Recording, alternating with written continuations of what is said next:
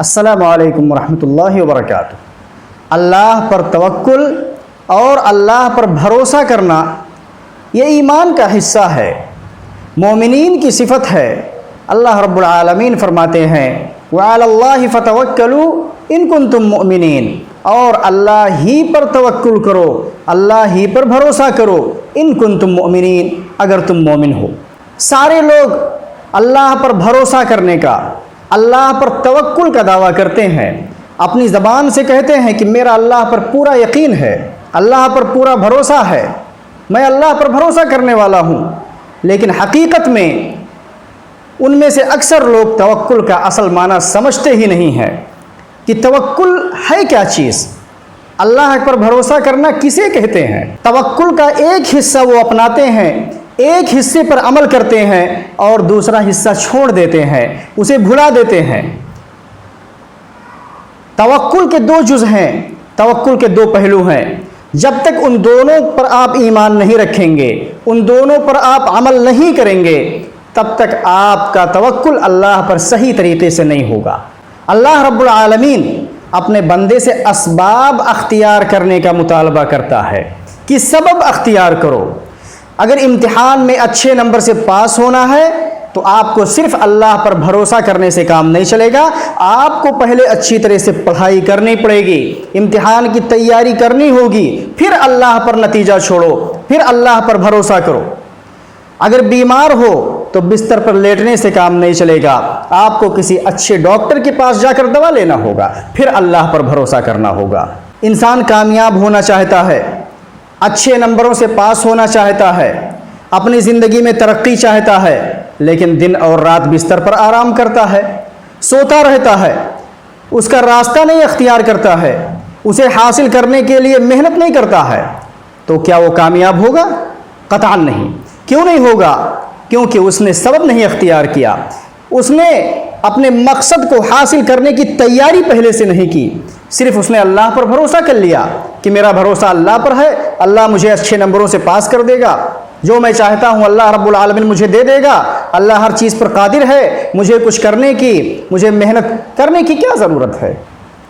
دوستو یہ غلط ہے۔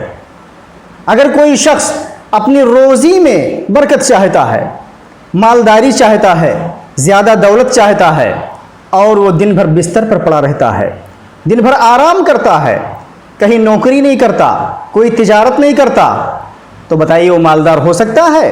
اور صرف یہ بھروسہ کر کے رہے کہ اللہ رب العالمین کے ہاتھ میں سب کچھ ہے، جس دن اللہ چاہے گا مجھے مالا مال کر دے گا، آسمان پھاڑ کے مجھ پر دولتوں کی برسات ہوگی۔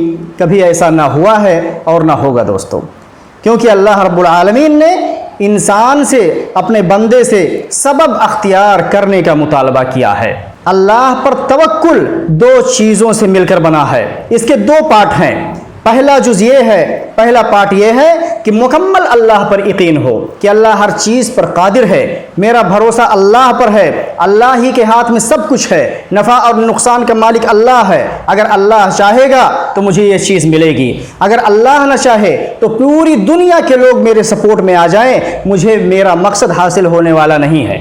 یہ اللہ پر بھروسہ ہے، اللہ پر توکل کا پہلا جز ہے۔ اور دوسرا جز سبب اختیار کرنا۔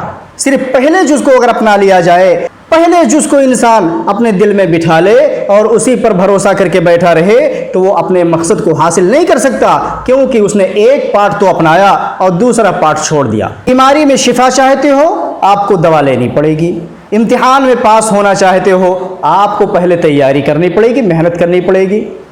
رزق میں برکت چاہتے ہو، مالداری چاہتے ہو، آپ کو تجارت کرنی پڑے گی، آپ کو اس کا راستہ اختیار کرنا پڑے گا۔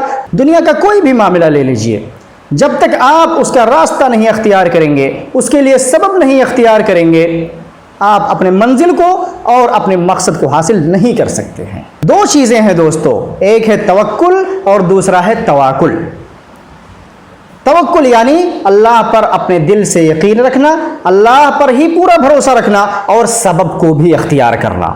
لیکن اگر کوئی شخص اللہ پر بھروسہ کر کے سبب نہ اختیار کرے تو اس کا نام تواکل ہو جاتا ہے، اسے تواکل کہا جاتا ہے۔ امام احمد بن حنبل سے سوال کیا گیا کہ اگر کوئی شخص دن رات گھر میں آرام کرے، کوئی کام نہ کرے، مسجد میں لیٹا رہے تو اس کا کیا حکم ہے؟ آپ کی کیا رائے ہے اس کے بارے میں؟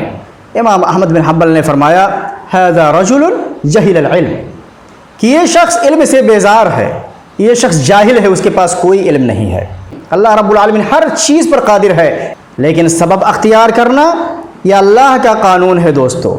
اللہ رب العالمین نے دنیا میں اپنے بندوں کے لیے سبب اختیار کرنے کا ایک قانون بنا دیا ہے، ایک نظام بنا دیا ہے اور اس کا حکم دیا ہے۔ اگر کوئی شخص اللہ کے اس قانون سے ہٹ جائے تو سمجھو وہ گمراہ ہے، اس کا اللہ پر بھروسہ، اللہ پر توکل نہیں بلکہ اس کے اندر تواکل ہے، یعنی وہ کچھ نہ کرے، دوسروں سے مانگ مانگ کے کھاتا رہے، صدقہ اور خیرات پر بھروسہ کر کے مسجد میں پڑا رہے اور صرف زبانی دعویٰ کرے کہ میرا تو اللہ پر بھروسہ ہے، وہ جھوٹا ہے میرے دوستو، اس کا توکل نہیں اللہ پر۔ اللہ رب العالمین نے اپنے بندوں کو شادی کرنے کا حکم دیا، اللہ کے رسول صلی اللہ علیہ وسلم نے مومنین کو شادی کرنے پر ابھارا، اور شادی کرنا بچے کے حصول کا سبب ہے، بچے کی پیدائش کا سبب ہے، اپنی نسل کے بڑھانے کا سبب ہے۔